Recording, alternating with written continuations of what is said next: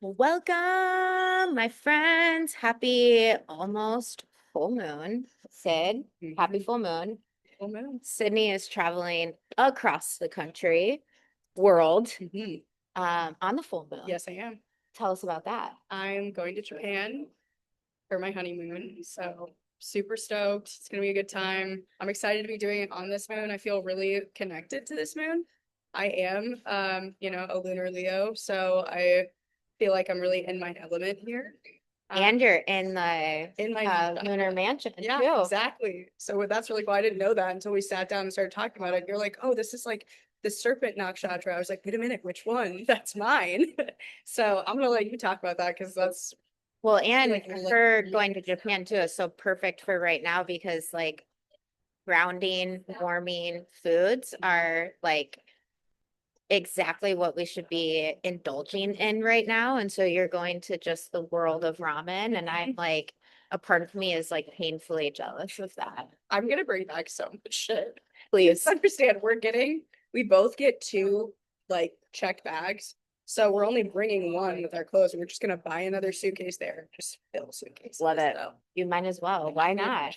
I mean, how often do you go to Japan? Right. Hopefully, like we want to make this a regular thing because we both know that we're just gonna absolutely fall in love with it. We love Japanese culture, so this is like hopefully not just a once in a lifetime experience. We're gonna try to make it like something that we can do, frequently for the rest of our lives. So Did you know planning the trip that it was on the full moon? I did. Your full moon? No, not until it's funny because do you remember last month when we did the podcast? I for some reason had the moons confused, and so I thought last month was the Leo full moon, and it wasn't. It was Capricorn. So I was super off there. But yeah, so it wasn't until I guess it was then that I realized, oh, we're leaving on the Leo full moon. The Leo full moon. What a time, my friends. Well, let's just take a moment here to drop in. It's been squirrely, crazy energy in my home with my children. And I don't know about Violet, but the full moon has made everything just so bonkers and intense. And so let's just take a moment to ground in before we dive in. Wherever you're at in space and time, just close your eyes if you can. If you're driving, just kind of shut your brain down just enough to allow your energy to move down from your mind into your heart, down into the root. And then from the root, watch your breath as you inhale move up your spine to the top of your head. And as you exhale, watch your breath, your energy move down from the top of the head back to the base of the spine. Just follow this tube of energy, the Sushumna Nadi, the prana, the breath moving up on the inhale and down on the exhale. And Sushumna is this sacred stream. And it's where all 72,000 channels of energy in your body move through. And then it can also be translated to kindness. And this full moon is pretty fucking intense. And so allow yourself to be kind, not only to your soul, but for the entire collective.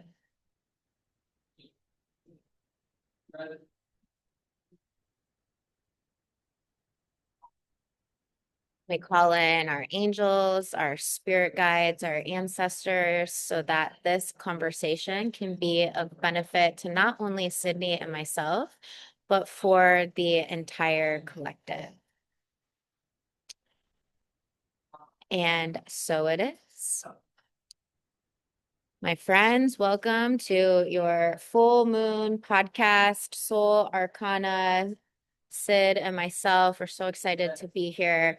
There's a lot going on in the world and the energy, and hopefully this kind of lens of seeing what's happening cosmically, Vedically, and Western. We study Hellenistic astrology, slightly different than modern astrology. And I just kind of feel like, and I don't know what your perspective on this is, but we're so steeped in like ancient knowledge and traditions that kind of moving in the direction of Vedic astrology and Hellenistic astrology just feels like very like primal and ancestral. And not that there's anything wrong with modern astrology, like in any way, but I personally feel like more depth and connection, like in like my bones to these ancient perspectives rather than a modern perspective.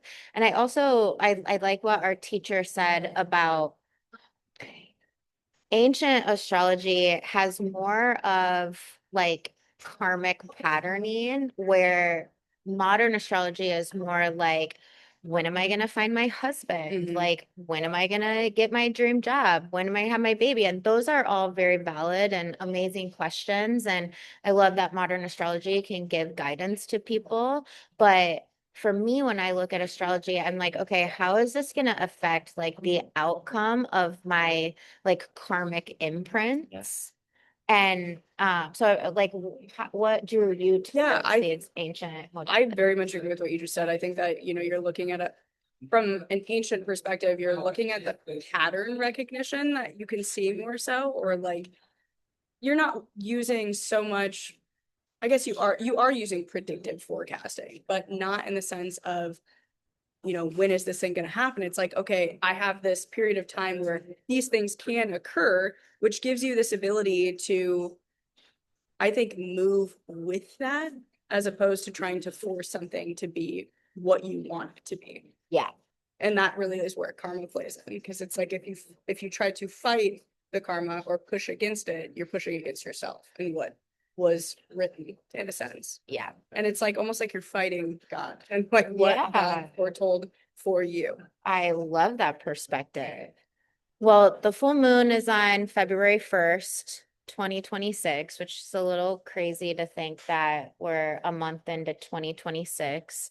But you can think of this in Vedic astrology, kind of serpent, snake energy, in Western Hellenistic astrology, kind of lion, Leo energy. And this is really a deep astrological initiation through both Vedic and Hellenistic lenses. And this particular full moon arrives with uncommon intensity. So, like, not surprised at all that the world around us is like imploding, literally.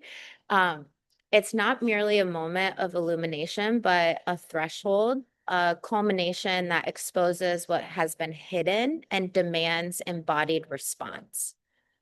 Read through both Vedic and Western Hellenistic lenses, this lunation really reveals a precise and demanding message. And that message is deep emotional purification must precede authentic expression. And so these two astrological systems do not contradict one another here.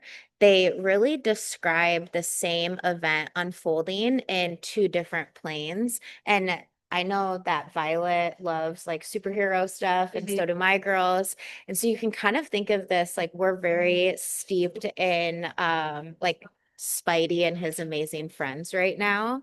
And so these are kind of parallel universes you could think of at Vedic and Hellenistic astrology, but the goal is the same. And I love how you can marry them together. There's a lot of astrologers that are like, my way is the right way and every way is wrong. And I've never like felt like that. I'm like a fusion person to the max. And so to find ways that these marry together is I think very beneficial for us as individuals and even the larger collective.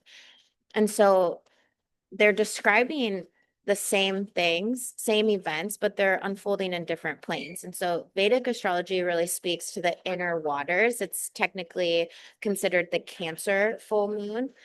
And Cancer is ruled by water, and it's the inner waters. It's the karmic residues and emotional entanglements in the subtle body.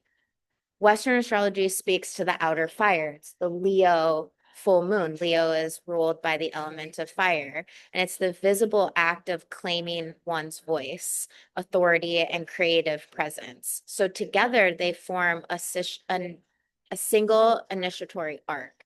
And I was thinking about it too, like how Sydney just finished her practicum for her 200-hour training. How amazing is it that you did it on the weekend I of the was full thinking moon? that too. It was like, this is so, it was all very in alignment. And I think there was like this giant push that I was given, especially before leaving. I just wanted to have this done so badly and to just, I think, finally put out my own like knowledge and like that. The practicum itself that I did was super unplanned and it was like very from the heart. And I felt like it was a true representation of like the knowledge that I accumulated and just like an authentic expression of it. And so I was very proud in that sense. Well, I think it's interesting too because it was a slow flow, which you could think of as more like a watery flow. So we've got the Cancer full moon represented in that. And then, like what I just said, claiming one's voice, authority, and creative presence, that's like very Leo full moon. So it's like you allowed this class to just be birthed from you. Yeah. And had really the energy and the support of the full moon as you were doing it. So it's so funny. And I was thinking about this like as I was showering before I came here today and whether I was going to share this or not, because there's, I had this dream. I think it was just a few days before I actually did the practicum. And I think the dream came for a lot of different reasons, but this will play into it. The dream itself was definitely it felt as if I was meeting a new spirit guide within it. So there was a woman who had come to me and I couldn't really see a whole lot, couldn't really see her, but I could hear her. And all I knew was in this dream, I was in some sort of a closet and I could see my feet and only my feet. And all that was said to me was to let the water in. And then at that point, all of this water started trickling in. I can just see my feet kind of flooding with water, my shoes flooding with water. And so it really was just this feeling and this sense of allowing what is to happen and what is to come to actually do that. And to be okay with it, no matter what it looked like, because it was true emotion that was happening. So there's many layers that I think that dream plays into my life, but I felt like it was really important to share that because I think that there's someone listening or multiple people's listening who will understand why I did. Well, I think it's very healing in your Virgo. You have a lot of Virgo in your chart, perfectionism, and you were just kind of like, you know what, fuck it. It's not perfect, although it was really fantastic. I got to take it. It was wonderful. Although you might have not thought it was perfect, you were like, fuck it, I'm gonna send it in anyways. And that's like huge. It was such a rush job. I was like, I have to do this. I have to do it. I'm motivated and like my heart is in it and like I need to get this done because I know I'm going to be proud of it no matter what it looked like. And I remember texting you being like, this is like so not my best work. And like, I kind of fucking hate it, but you know what? I'm still proud of it. And that was Don't listen to her. It was wonderful. It was absolutely fantastic. You know, one of my favorite parts about taking classes from students that I've taught is like seeing how you take parts of my teaching and integrate it into yours. And it just like makes my heart just like sing. Like when you were like offer the heart, I'm like, that's my girl. I was like, that's so Mandy coming through. I'm channeling Mandy here. And I love it. I love it so much because, you know, we don't own any of this. And so when other people kind of like marry that into like who they are, it makes my heart explode. And so, Sydney, this is your full moon, babe. Vedic astrology, sidereal placement, moon is in Cancer. The nakshatra is your nakshatra, Ashlesha, and the full moon is a Magha Purnima. And basically, this moon is opposite to the planet, or rather, the lunar planet Ketu. And so in Vedic astrology, this full moon occurs in the Ashlesha Nakshatra, which is basically just like a lunar mansion. There's 27 of them. And it's one of the most psychologically and energetically complex lunar mansions. It translates as the entwining or the clinging and is symbolized by the serpent. Its energy is subtle, penetrating, and often uncomfortable because it exposes the attachment at the root. And so this nakshatra governs emotional enmeshment and unconscious bonding, psychic absorption and energetic boundaries, manipulation, guilt, and emotional toxicity, and the coiled Kundalini force that's lying dormant at the base of the spine. I think that it's pretty not a coincidence that this is the Serpent Nakshatra and we're in the final weeks of the Serpent year. And it's manipulation, guilt, emotional toxicity. And the ending of this year of the snake is like shedding all of that. And so this nakshatra is really of purification through confrontation. And what it you can think of like what's been suppressed, denied, or rationalized starts to rise to the surface, not to punish, but it's begging to be released. And so the role of Ketu in all of this, the moon is opposite Ketu, and rather it being a lunar planet, it's more of like a lunar node, a south node, and known in Vedic astrology as the planet of liberation through loss. Oh, that just hit me. Yeah. My south node is in Pisces, and like my grandma that's dying right now, Pisces. So, yeah. Very, very in alignment. Yeah. K2 does not negotiate. It dissolves identity, attachment, and illusion. And its opposition to the moon during this full moon signals a karmic climax.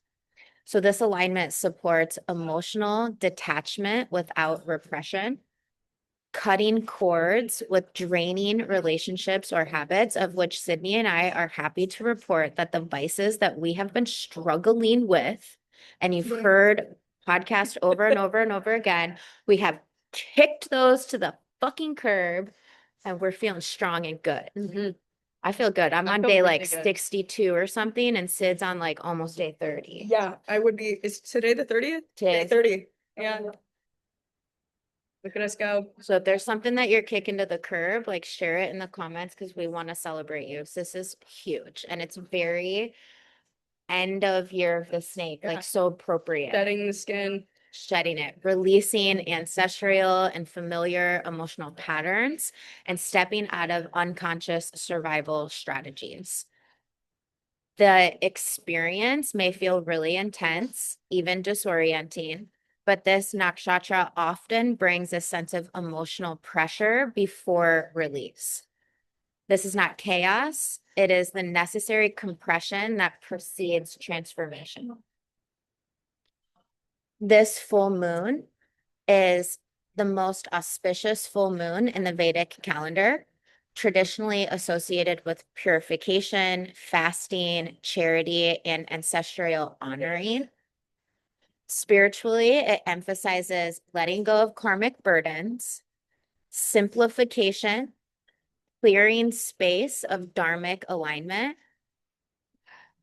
completing a chapter that cannot be carried forward. So clearing space for dharmic alignment, your dharma is your life's purpose. So like kicking to the motherfucking curb every single thing that's holding you back from stepping into your light and your purpose, and completing a chapter that cannot be carried forward. Very end of year of the snake. Like get rid of all of the shit that you don't want to carry forward into this next lunation. Now, the new moon is on the same day as the turn of the Chinese Lunar New Year. It's also an eclipse that day. And so these next 2 weeks are going to be very important of continuing to shed and release. And Western Hellenistic lens, that's exactly what this full moon is about, is shed, release, and let the fuck go of all of these old habits that are holding you back. We're moving into the year of the fire horse, and it's a year of moving into your courage, your momentum. I also don't think it's a coincidence that, according to Western astrology, this full moon is in the sign of Leo. That's the lion heart. That's compassion. That's courage. And we're moving into this year of compassion and courage and forward momentum. And so, according to Western and Hellenistic astrology, as we said, this full moon is in the sign of Leo, and it's the courage of visible selfhood. So, tropically, this placement, the moon is at 13 degrees Leo. Its opposition, Sun, Mars, and Pluto are all in Aquarius. And the full moon's name is the full snow moon. And here in the Midwest and the kind of northern hemisphere, we're looking out the window and there's a shit ton of snow. So, how appropriate is it that we have this snow moon and we're surrounded by this beautiful snow? And so, from this perspective, this full moon occurs in Leo. It's the sign of the heart, of vitality, and of creative authority. Leo is a fixed fire sign. It does not flicker or experiment, it fucking commits. And so, this moon stands opposite of the powerful Aquarian concentration involving the Sun, Mars, and Pluto. And this axis creates tension between personal truth and collective ideology, embodied feeling and abstract thinking, and heart-led expression and systematic expectation. Which heart-led expression, it's like, that's why you were like, I'm just going to lead this class from the heart. And it turned out to be absolutely beautiful. Leo demands visibility. Again, the Leo full moon being like, just let yourself be seen. It doesn't matter if it's perfect, just put yourself out there. And you did exactly that. And it turned out perfectly. It asks us whether you're willing to be seen as you are, not as you perform yourself to be. So take the masks off and let yourself be seen. I love that because Leo is really all about leadership, and like the best leaders and the best teachers that I know, they don't care about fucking up. And in fact, they're better teachers because of it. And the way that they handle when they make a mistake is really, really valuable to the people that are learning from it. I love that. Absolutely. Leo is the heart throne. Leo is a fixed sign. It's associated with kinship, courage, and sovereignty. Under this full moon, emotional clarity seeks outward expression. What has been internally clarified must be lived, spoken, or creative. So this lunation really emphasizes authentic self-expression, creative risk-taking, claiming authority without apology, and letting go of performative identities. The moon's proximity to the fixed stars associated with bearing weight reinforces a theme of responsibility. This is not a playful exhibition, it's rather a mature self-recognition. You're asked to carry your truth uprightly. The context in the lunar cycle, this full moon follows the January Cancer full moon, according to Western astrology, and acts as a precursor to the February 17th Aquarius solar eclipse, also the new moon, also the turn of the Chinese lunar calendar. It represents the final initiation before a larger collective reset. What you claim now informs what you're able to release later. When the serpent clears the way for the lion, how these two lenses are married together, read together, both Vedic and Western Hellenistic lens, these two systems really describe a single process unfolding across inner and outer dimensions. Ashlesha works internally, dissolving emotional toxins, unconscious attachments, and karmic residue. And Leo works externally, demanding that the cleared heart step forward and be lived visibly. This full moon does not support spiritual bypassing. Emotional honesty is required before empowerment is possible. An expression without purification becomes performance. Purification without expression becomes stagnation. This lunation insists on both. And so, what are some practices that we can do to embody this full moon? Yoga and Kundalini you can think like spinal articulation practices to awaken and release stored emotional energy. So cat-cowing through your spine, circling through your torso, circling through your hips, your shoulders, your neck, gentle back bends to open the heart. Kundalini Kriyas that focus on the navel and the heart axis. So we've got solar plexus fire and heart, courage, love, compassion. Breath work that emphasizes steady, controlled exhalation to regulate your intensity. When you breathe longer on the exhale, that naturally invites your body to soften and relax. It invites your body to move into parasympathetic. And so that's exactly what this full moon is asking, like move out of your sympathetic nervous system and move into the parasympathetic so you can rest, digest, and release. Tantra and subtle body work, think slow, conscious movement, which not surprised that you did a slow flow, with attention to sensation rather than outcome, of which you mentioned in your class, to feel rather than perform. Mirror work or eye gazing to confront authentic self-perception. I don't know, Sydney, do you do mirror work very often? Oh yeah. I've always been that way. I used to, this is so weird, but when I was a kid, I used to like lock myself in my bathroom for like hours at a time.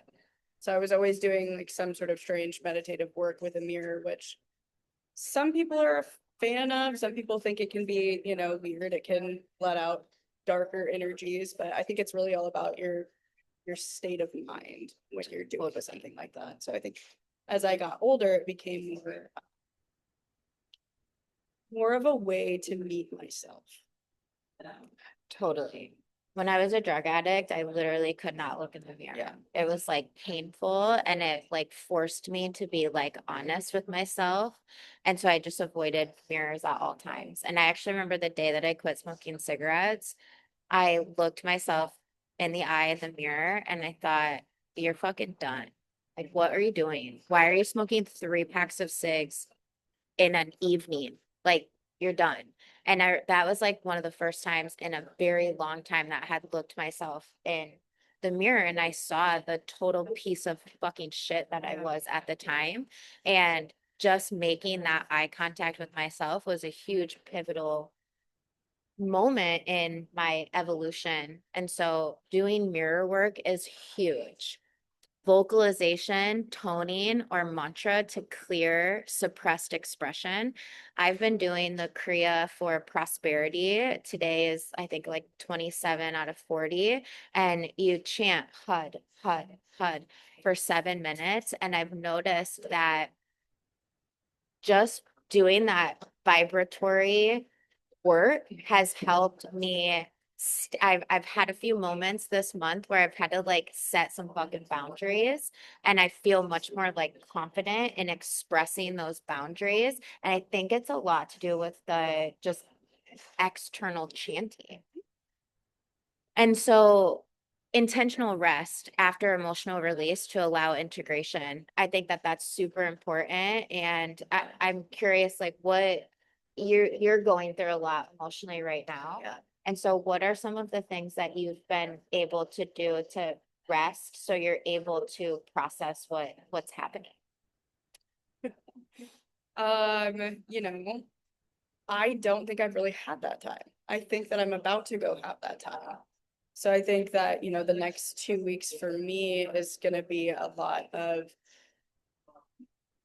I would say, kind of my getaway before having to come back and, experience something that's, like we were saying, kind of a mixed bag of emotions, a very beautiful, but also heartbreaking thing to deal with. Like I had said before, my grandma's in the process of dying, and we really just got the confirmation on how that's going to work out and how much time we really have to look at. So it's been really back and forth with, do I want to leave and go on this trip? Do I not want to leave?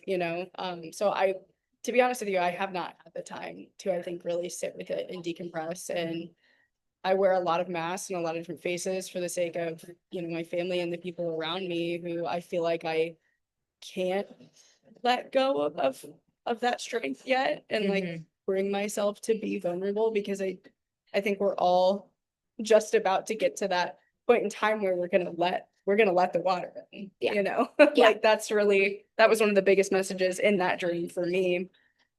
But yeah, that time is coming for me, and I think I'll be able to process a lot while I'm there, and then I'll be able to be fully immersed and fully present for, you know, the remainder of her life, you know.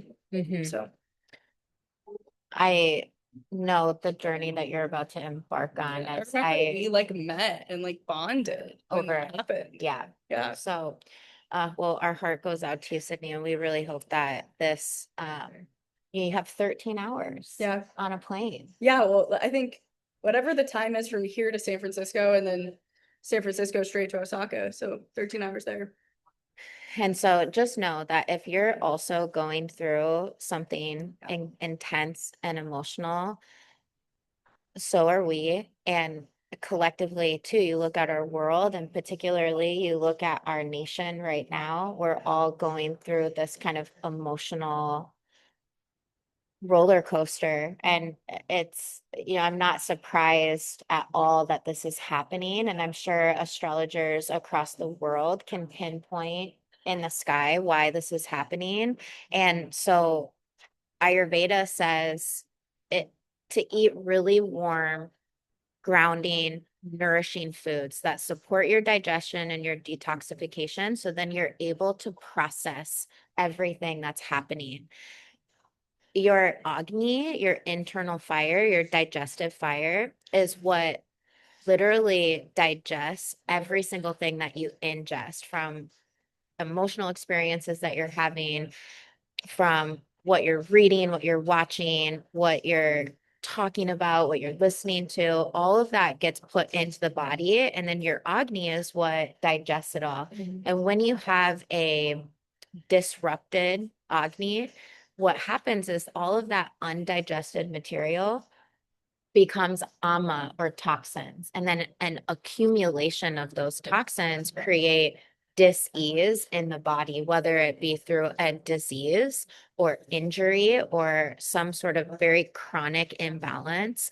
And so the best thing that you can do to help aid your digestion and your detoxification working properly is eating really warm, soupy, grounding, nourishing foods. And so you going to Japan is almost like the universe being like, we're going to drop you down into the land of grounding, nourishing, warm, mushy foods. And so I don't think it's a coincidence at all. And how many times do you think I'm going to say coincidence in this podcast? But it's just like, it's not that, the universe literally is putting you in this space so then you can prepare and ground as you move forward, not only into this next lunar year, but into this next phase of life for you and for everyone else out there. Reducing your stimulants and heavy meals during this full moon window is really important. Oil, self-massage, abhyanga, followed by a warm shower or bath to help soothe and calm your nervous system is so game changer. I suggest sesame oil, warm it up a little bit, and then just give yourself a really loving full body massage. And I think, to go back to like the mirror gazing, I think a lot of people find discomfort in touching themselves because they're not happy with the way they look, or their extra skin, or their stretch marks, or whatever. But there's so much value in like reconnecting with your body. And in that reconnection, you begin to accept yourself. And then in that acceptance, you begin to realize like, okay, maybe I don't like the way that I look. And what are the practices that I need to let go of? The unhealthy eating, the smoking, the drinking, the whatever it is. What can I let go of so then I can make space to develop these new practices that will make me fall back in love with myself? Ayurveda really suggests and prioritizes sleep and quiet evenings. Usually, full moons are the time where you're more outward, but this particular full moon is asking you to turn more inward and shine that light instead of outward in on yourself. And yoga nidra is huge if you're someone like me that has a very hard time sleeping. Yoga Nidra is a beautiful way that you can still get that sleep bank up without actually sleeping. I mean, we both have toddlers, they've been sick, we've been sick, and so we're very depleted right now. So Yoga Nidra is a really great way. Restorative yoga, yin yoga, slow flows, these are all great ways to help your body deeply rest. I've got a full moon ritual for y'all to try. Release and claim. So choose a quiet space, light a candle, have a piece of paper, a pen, a bowl of water, and one item you're willing to give away. The release phase of this ritual, write clearly and without storytelling what you're ready to release. Be really real, really raw, really vulnerable, really honest. Focus on emotional patterns, attachments, and habits. Place the paper beside the water and read it aloud. Tear, or if you're in a space where you can burn it safely, you can either rip it into a bunch of pieces or burn it. Claiming phase, light the candle, place a hand on your heart, and state out loud what you're ready to embody or express going forward. Literally speak it in the present tense, speak it into existence. And then completion within 24 hours, donate or discard the chosen object. Action completes the ritual. And so when you're thinking about this full moon, remember that it's not a gentle illumination at all. It's pressure, purification, and revelation. The serpent clears the internal terrain, and the lion steps forward into what remains. Release what binds, then live what is true.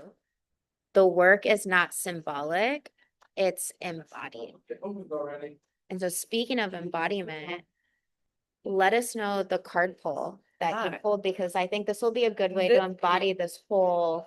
I agree. And I can this read from the beginning, and then as you've gone through this whole thing, it's very in alignment. And tarot always kind of works in that way. So I decided to do something a little bit different just because we have so much going on this month and so many energy shifts. I wanted to do a poll for each week to kind of just like bring us through the energy of the month and like kind of what to expect for each week. So coming into the first week of February, we have the 9 of Cups in the reverse. And I know that we pulled this card 2 months ago, maybe. And I talked a little bit about it in the upright. So in the upright, this is really the card of, wish fulfillment. And I think there's an energy of disappointment that comes with this being in the reverse. And it reminds me of what I talked about last month, where, when you want to manifest something in your life, when you want to bring something in, you have to really know that that's what you want, because a lot of the times we do that and we bring it in and we're like, I don't fucking want this. This is not what I thought that I wanted. So I think that this card in this first week is really this time for us before we have the shift coming on the 17th. The 17th, yep. Where we are reassessing, what it is that we truly want to manifest, what it is that we truly want to desire, or what we truly want and desire to bring forth into our reality. Moving into the second week, we have the 2 of Swords in the upright. So this is really a card of being torn in 2 directions, being split. And honestly, sometimes it's not even wanting to look at what it is that's pulling you in both of these directions. So I think that, in the first week, having that energy of reassessment, realignment, trying to figure out what we want, there's then this period of indecision, that deciding what is it that we want? What do we want to do? And maybe even a little, resistance to really getting at it.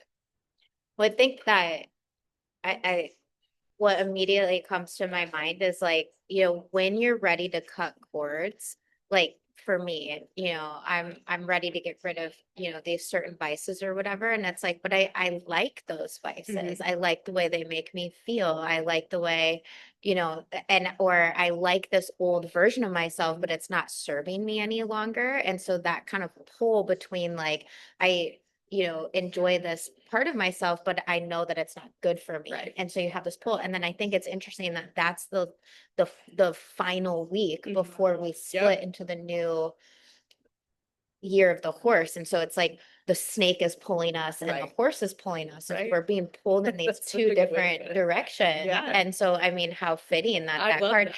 And there's a fucking moon in Right in the Pisces. phase that the moon will be in. Mhm. Right back there.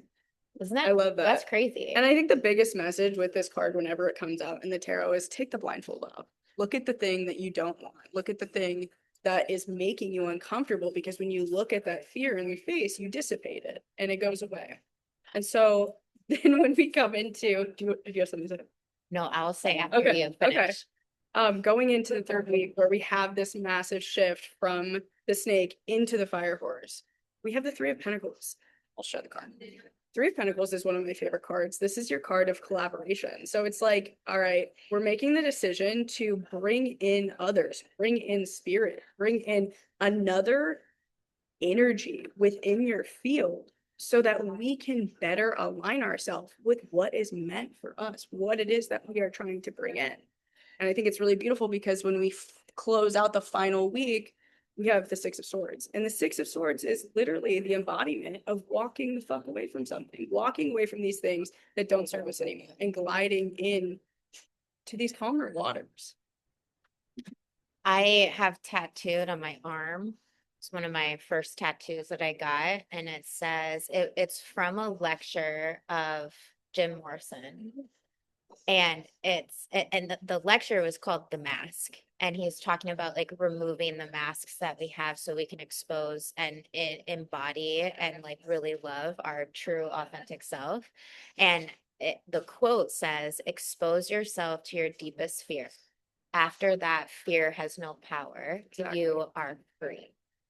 And I think about that all the time, and it still like makes me emotional because I mean, how many times are we faced with fear, and how many times do we allow fear to dominate the narrative? And fear is such a mental game, and that's why I really like that these two cards, for the second and for the fourth week, they're both represented by swords. This is all mental play. These things and what's stopping us from pulling in the things that we truly want and desire is our fear. And maybe even our fear that we're going to bring in something that we don't actually want. Well, here's the thing, even if you do that, you have the ability to change it. Yeah. And so it's mental. And it's having that mentality of, oh, if I bring something and I don't like it, I fucked up. Like, that's your greatest teacher. Making mistakes, it's your greatest teacher. It's like we were talking about with, the sign of Leo itself. Being authentic, being real in your mistakes, owning them, and being able to have that power within yourself to know I can change this. Mm-hmm. And like knowing that although you made a mistake, those are usually the highest points of learning. Mm-hmm. Like, your joys and your triumphs and your successes are just that. They're joyful, they're triumphant, they're, success.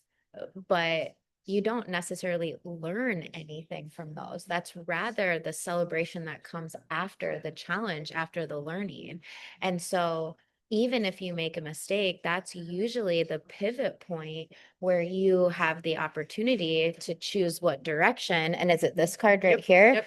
This card that's pulling you in two different ways where you get to choose which direction you go in. And for so many of us, me included, I chose the wrong avenue out of fear, out of what people were going to think of me. And I was just telling Sid before we hit record, like, this year is my year of being unbothered. This is my year of like not attaching personally to anything outside of like my realm and supporting people in whatever decision that they want to make. So then I can have myself supported in a way of whatever decision that I want to make. And so I think that going into this year, unbothered. That's kind of like my word for this year, like unbothered, because whatever people want to do, let them do it. Mhm. And whatever you want to do, fucking do it, and do it with conviction and do it with authentic expression. That's exactly what this full moon is telling us to do. Like, step into the fullness of who you are, regardless of who will be bothered by it. That's not your worry at all. Love that. And so what's this other fun card? I just to pull I don't know. I just felt like we needed a closing message. What I take from this, and this is great, it's material and spiritual prosperity. What I take from this is if we can follow these energies correctly and we end with, going from the Nine of Cups in the reverse to the Six of Swords in the upright, if we're able to let go of these things, if we're able to really bring in what's truly meant for us, what's aligned with us, and what's serving our highest good and our highest purpose, we will come into this place of material and spiritual prosperity. And I would argue that when you are a spiritually prosperous person, money, material, the resources, they just follow you naturally. You just have to not be attached to them. My teacher said that prosperity, instead of thinking of it as like more money in your bank account or more opportunities coming your way, but rather as the alleviation of suffering. And in that alleviation of suffering, you then allow the vibration of prosperity and abundance that's already inside of you to be so magnetic that, just as you said, all of those doors open because you're not focusing your energy on your suffering. And even like on a personal and an external collective, like alleviating the suffering of the world so we can allow the vibrations of abundance and prosperity to seep into not only ourselves, but every single thing around us. You said it. We said it. Right. We've got full moon ritual for you. If you practice it, please let us know. We want to know how it goes. And let this information really steep within you and work with these energies in the full moon. If possible, it would be a good recommendation to potentially do a fast on Sunday of some sorts. It doesn't have to be a full 24-hour fast. If fasting is something that you're not regularly doing, it might be very shocking to the system. So maybe even just introducing like an intermittent fast or introducing like just simple soup or stew that day. But that is a really good way to reset your digestive fire. And if you're listening and you don't know like what to do in terms of like how to reset your digestive fire, I have a 7-day winter cleanse up on my site that you can practice along with me. I'll be doing it Sunday the 1st through the 7th, but it's also a self-guided experience as well. And I might even just do it again with Sydney when she comes back. So we might be offering it again. And it might even be a good idea to do it again on the 17th as we move into this, new moon, this solar eclipse, and the change of the Chinese New Year. So know that we're here. Not Sydney for a week, so don't reach out to her until she comes back, but know that we're here to support you and building community, collaborating. This is the card, right? The collaboration card. That's exactly why we do this, because we want to connect with other people that are interested in elevating themselves and grounding themselves and stepping into their radiance and vitality. We are so close, so close to launching our School of Sacred Wisdom. We're talking like a month or so away. And I'm so excited for it. I know you're a little nervous, but nerves are a good thing. Expose yourself to your deepest fear and then you'll be free. Hold up. But if these spiritual concepts, ancient traditions, these practices that we speak about on this podcast are of interest to you, this school will be exactly what you need. And so reach out to us if you have questions, if you want to learn more. This is going to be a virtual experience, so anyone from anywhere can participate and benefit from it. So you join us. We're like hopping on this like, crazy train and we want you to be on it with us. And rather, instead of it be a crazy train, it's just a spaceship to blast us up into the cosmos so we can better understand ourselves and the world around us. So go easy into this full moon and into this next lunation. We will see you next time.